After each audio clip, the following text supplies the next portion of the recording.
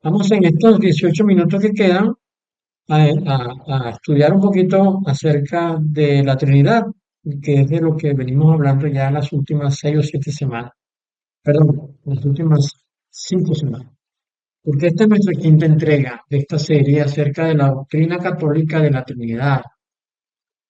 Hemos insistido hasta ahora en que esta doctrina no está sustentada en los Sagrados Escritos. En los Sagrados Escritos no aparece para nada la doctrina de la Trinidad. La Trinidad, como la define la Iglesia Católica, ¿no? Es absolutamente inaceptable porque ellos dicen que la Trinidad es el dogma central de la religión católica, no es el Hijo como Salvador del mundo, ese debería ser el dogma central de la Iglesia nuestra, de la Iglesia verdadera. Mas para la Iglesia Católica el dogma central es la Trinidad. Y este dice que Dios existe en tres personas, el Padre, el Hijo y el Espíritu Santo. Y en algunas secciones, como vamos a ver ahorita, estas personas son realmente distintas entre sí. Dios es único, pero no solitario, dice un escrito que se utiliza en la catequesis católica. Padre, Hijo, Espíritu Santo no son simplemente nombres que designan modalidades del ser divino, pues son realmente distintos entre sí. El que es el Hijo no es el Padre, y el que es el Padre no es el Hijo, y el Espíritu Santo, y el Espíritu Santo es el Padre y el Hijo. Esto lo dice la Iglesia Católica, y esto usted y yo sabemos que es absolutamente falso, porque el mismo Señor dijo, el que me ha visto a mí, ha visto al Padre. Además, esto se levanta en contra del Shema. El Shema dice, escucha Israel, el Señor nuestro Dios, el Señor es uno solo. Y este texto es el comienzo de la plegaria hebrea más sagrada del judaísmo y se recita 2 veces al día, por la mañana y por la noche. Escucha Israel, el Señor es nuestro Dios, el Señor es uno solo. Así que, ¿cómo podría la Iglesia Católica decir que el Padre, el Hijo y el Espíritu Santo son tres personas realmente distintas entre sí? Allá, ya allí, para alguien que sea realmente un estudioso, cuidadoso de la palabra de Dios, comienza a haber ruido, porque esto no es cierto. Hablamos nosotros de los falsos versículos. Mencionamos que primera de Juan 5:7, en primera de Juan 5:7 fue incluida la partícula que dice, porque tres son los que dan testimonio en el cielo, el Padre, el Verbo y el Espíritu Santo, y estos tres son uno. Y esta porción no está en el original, ni en la Vulgata, ni en ninguna de ellas está esta porción, fue incluida posteriormente, y dicen algunos que fue escrita a mano en una en la hoja, pues fue escrita a mano esto, incluido con la intención de que se encaminara a partir de acá algún sustento a la doctrina de la Trinidad. Pero luego hablamos también de Mateo 28:19, que dice, el texto dice que las personas deben ser bautizadas en el nombre del Padre y del Hijo y del Espíritu Santo. Y este texto fue transformado porque en el original, y nosotros leímos hace unas 2 o 3 semanas atrás, leímos algunas Biblias que no son editadas por las editoriales que sacan las Biblias que están en la mano del 90% de los cristianos, son Biblias editadas pues, quizás de manera personal, y en los escritos más antiguos dice mi nombre, bautizados en mi nombre, o sea, en el nombre de Yahshua, no en el nombre del Padre, del Hijo y del Espíritu Santo. Esta partícula fue incluida y fue quitada la que dice mi nombre. Estos dos textos fueron modificados con la intención de que hubiese de alguna manera algo de donde agarrarse para explicar la Trinidad. Luego también hablamos de que Dios no es persona.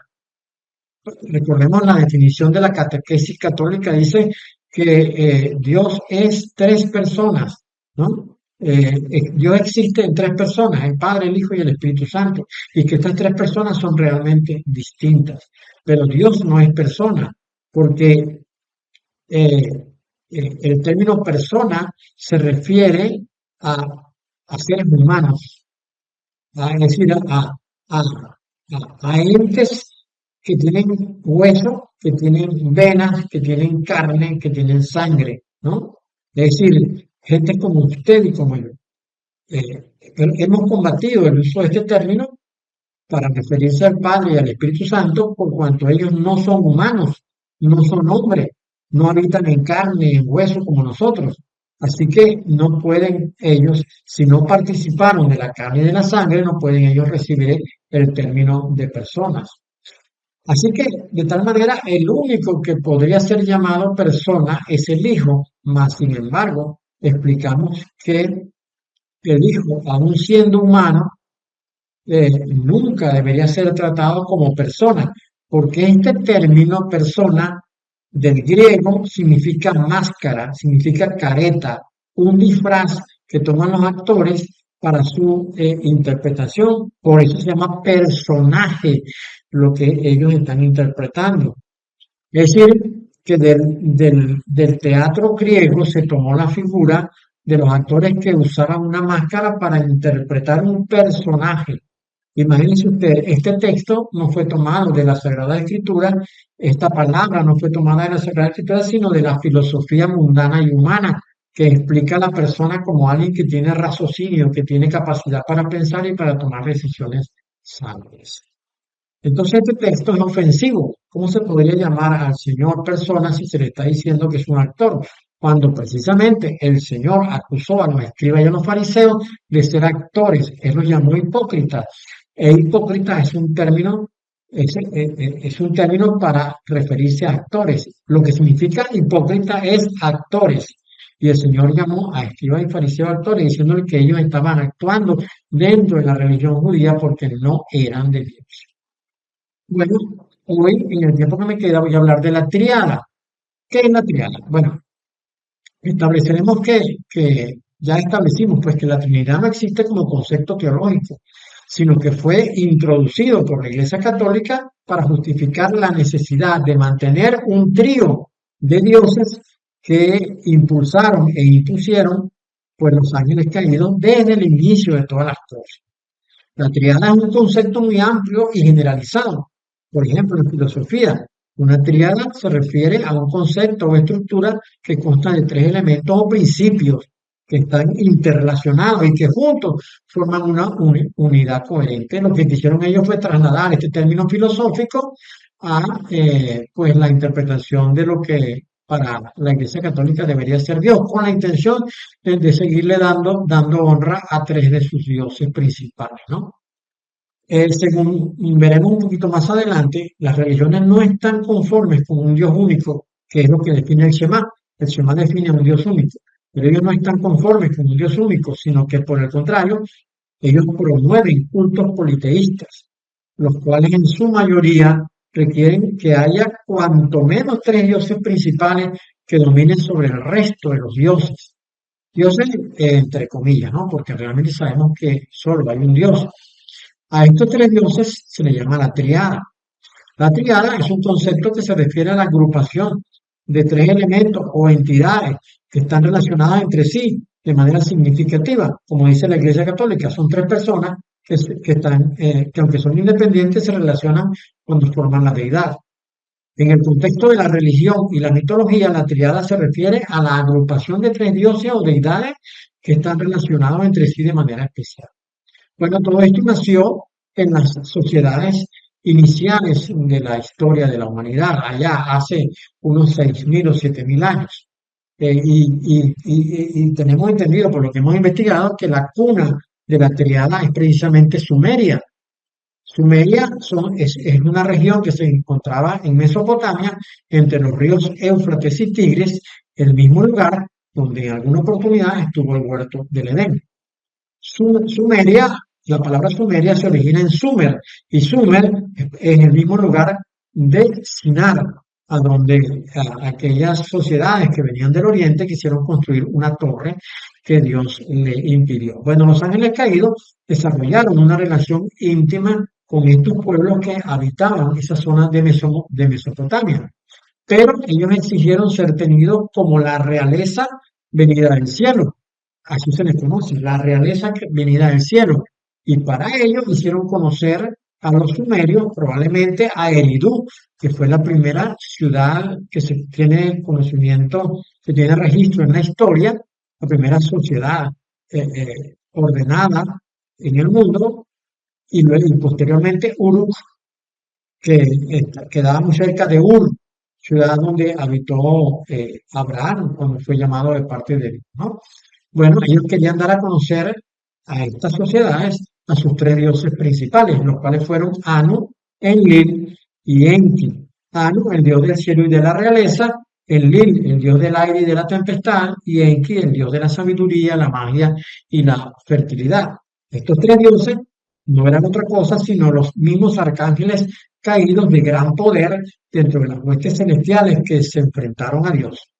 Ellos, los megapoderosos, se impusieron sobre los otros y se hicieron a sí mismos reconocidos entre los hombres como los dioses. Y vamos a ver que a través de los milenios, una tríada siempre ha habido en las sociedades que han habitado el mundo. Por ejemplo, vamos a mencionar que Babilonia tenía una tríada. Esa tríada era Marduk, Nabu y Tiamat. ¿Quiénes eran Marduk, Nabu y Tiamat? Bueno, los mismos Anu, Enlil y Enki para la sociedad mesopotámica. En este caso estamos hablando de Babilonia. Es decir, eran tres ángeles caídos, los más poderosos, que querían ser honrados en la tierra como si fueran dioses. El tema es que ellos habitaban también en la tierra porque ellos tomaron mujeres, tuvieron hijos con ellas, y entonces fueron los primeros dioses hombres que habitaron la tierra, y esto tiene una perfecta lógica con la palabra de Dios. Bueno, había una triada asiria también, que son Ashur, Shamash y Adad. ¿Ah? Shamur, Ashash y Adad. Y nosotros vamos a encontrar que hay otras sociedades que están con triada. Bueno, tenemos, por ejemplo, en Egipto, la tríada de Egipto son Osiris, Isis y Horus. La tríada de Grecia son Zeus, Poseidón y Ares. La tríada de Roma son Júpiter, Marte y Quirino. La tríada celta son Lugh, Dagda y Morrigan. La tríada de los países nórdicos son Odín, Thor y Freya. Eh, la tríada de la India o de los hindúes son Brahma, Vishnu y Shiva. La tríada de Babilonia son Marduk, Nabu y Tiamat. Eh, Este hecho, ¿no? Este hecho de que haya una tríada en las primeras culturas del mundo nos da a entender que los ángeles caídos estaban trabajando para fundamentar, para colocar, para imponer una tríada de dioses de entre ellos mismos, para que fuesen reconocidos como los verdaderos dioses, ¿no? Como si fuesen los verdaderos dioses. Y esto se mantuvo a través de los años y llegó hasta la Babilonia moderna, que es la Iglesia Católica, que ha tratado de imponer al Padre, al Hijo y al Espíritu Santo como si fuesen tres dioses verdaderamente independientes, cada uno por su cuenta, que son personas además, según ellos, y que pues solamente se reúnen cuando van a formar la deidad, cuando se reúnen para formar la deidad. De tal manera que todo esto parece coincidir, parece que es un evento coordinado que se ha mantenido a través de los siglos, y que vamos a tratar de conseguir suficiente información para la próxima semana, Dios quiera que así sea, para que podamos presentar cómo la tríada se fue manteniendo a través de los siglos durante las diferentes civilizaciones. que ha habido y cómo se ha mantenido y cómo esto pues ha ido permeando en nuestras sociedades hasta este momento que en pleno siglo XXI pues nosotros tenemos también religiones que tienen tríadas funcionales, ¿no? En el sentido de que pues hay gente que las respeta, hay gente que las sigue. Lo cierto es que nuestro Dios no es tres en uno, ni es uno en tres. Nuestro Dios es uno solo. Y tanto el Hijo como el Espíritu Santo es el mismo Dios manifestado de esa manera. No son independientes, no son diferentes, no son, no andan por su cuenta, no están separados del Padre, sino que los tres son uno solo, son el mismo y único Dios. En alguna parte, Pablo dice que hay un Dios, que es el Padre, hay un Señor, que es el Hijo, y está el Espíritu Santo. De ninguna manera Pablo está diciendo que son tres dioses en uno. Lo que está reconociendo que de Dios surgen estas tres manifestaciones diferentes para que podamos entender la obra de Dios entre nosotros, porque hubiese sido imposible la salvación de la humanidad si el mismo Dios no se hubiese encarnado para que Él encarne, hubiese sufrido lo que nosotros que habitamos la carne hemos sufrido a través de años, ¿no? Y no hubiese podido dar salvación a la humanidad si vestido Él de carne como nosotros, no hubiese podido vencer al pecado.